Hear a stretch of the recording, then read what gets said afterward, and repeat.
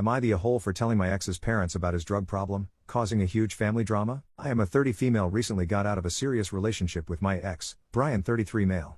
We'd been dating for over 3 years, and in the end, I ended up ending things because of his ongoing drug problem. But here's the thing, I'm not sure I handled it the right way, and now his family is calling me every name under the sun. I'll try to keep it brief, but there's a lot of backstory here. Brian and I met when we were both living in Seattle, and it started off really great. He was charming, funny, and we just clicked. He had a stable job at a marketing firm, and he seemed like he had his life together. The only thing that was a little off was that sometimes he'd go on these benders, where he'd disappear for a couple of days, stop answering his phone, and come back looking like HLL. I didn't think much of it at first, mostly because I didn't want to seem like I was overreacting or being too controlling. But over time, I started to notice things didn't add up. He started getting more distant, and his behavior was erratic. He would forget important events, lie about where he'd been, and even cancel plans at the last minute for no reason. At first, I thought it was just stress from work, but then I noticed that when we'd hang out with friends or go out, he seemed way too calm and detached, like his mind was somewhere else entirely. One night, after a few too many questionable moments, I found some drug paraphernalia in his jacket pocket. It was a bit of a shock, but it wasn't the first time I'd suspected something was off. We had a huge fight that night. He admitted to using cocaine and pills regularly, but he promised it was under control and that he only did it to cope with stress. I didn't know how to react. Part of me was relieved that he finally came clean, but another part of me was absolutely devastated. I loved him, but I didn't know how to deal with this. The months that followed were a blur. I tried everything.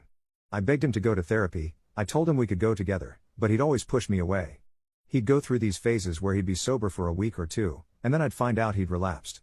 It got to the point where I stopped trusting anything he said. I would check his texts, his bank statements, and it was all just lies piled on top of lies. The breaking point came when I found out, through a mutual friend, that he had been borrowing money from his parents to cover up his drug use. He was telling them that it was for unexpected car repairs or medical bills, but I knew the truth. I knew he was using that money to buy drugs, and it was getting worse. The financial strain was starting to pile up, and I was getting more and more worried about what was going to happen next. That's when I decided to do something I'm not proud of, but I'm not sure I regret either. I reached out to his parents. I know this is where people will probably start to judge me, but hear me out. His parents are really good people, honestly, some of the sweetest, most understanding folks you could meet. They live a couple of hours outside of Seattle, so I hadn't spent a ton of time with them, but I did get along with them when we did. I'd noticed over the past year that they seemed to be brushing things off whenever I tried to bring up any concerns. They'd always say, "Brian's just going through a phase," or "He's a grown man, let him handle his own problems." But when I saw how much deeper Brian's addiction was getting, when I realized how much he was hurting himself and his family financially, I just couldn't stay silent anymore. So, I called his mom, Cheryl 58, and asked if we could meet for coffee. I wanted to tell her what was really going on. When we sat down at the cafe, I was nervous as HLL. I knew this wasn't going to go well, but I didn't see another option. I didn't want to just watch Brian continue down this path and risk his life. Cheryl listened to me, really listened. She didn't interrupt, she didn't get defensive, she just absorbed everything I told her. I told her about the drug use, the lies, the money he was borrowing from them without telling them what it was for, and how it was getting worse. I didn't know how much she already knew, but I could tell she was in shock. "I had no idea it had gotten this bad," she said, her voice trembling. I thought he was just going through a rough patch. We always told him he could come to us if he needed help, but I never imagined. Not like this.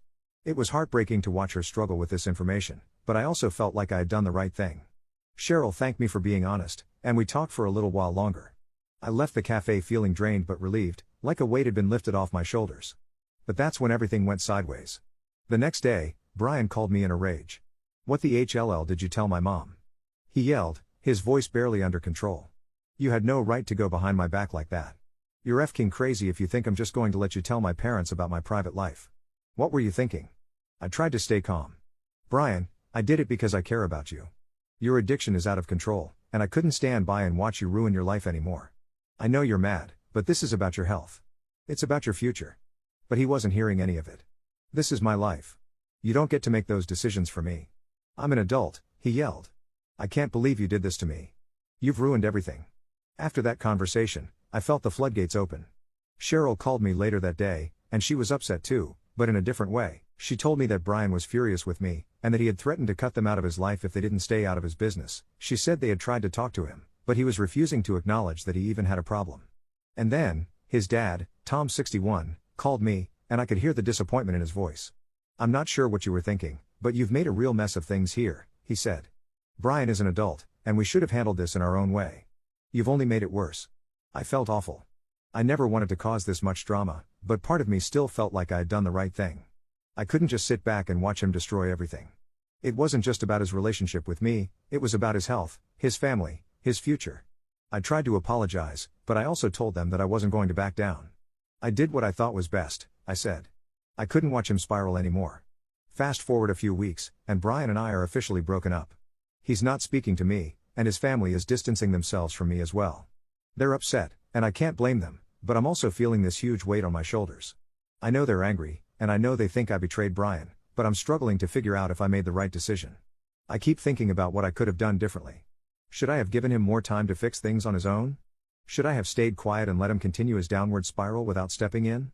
Am I the a-hole for telling his parents about his drug problem? I honestly thought I was doing the right thing, but now everything's a mess, and I don't know if I made the right call. Please help me out here.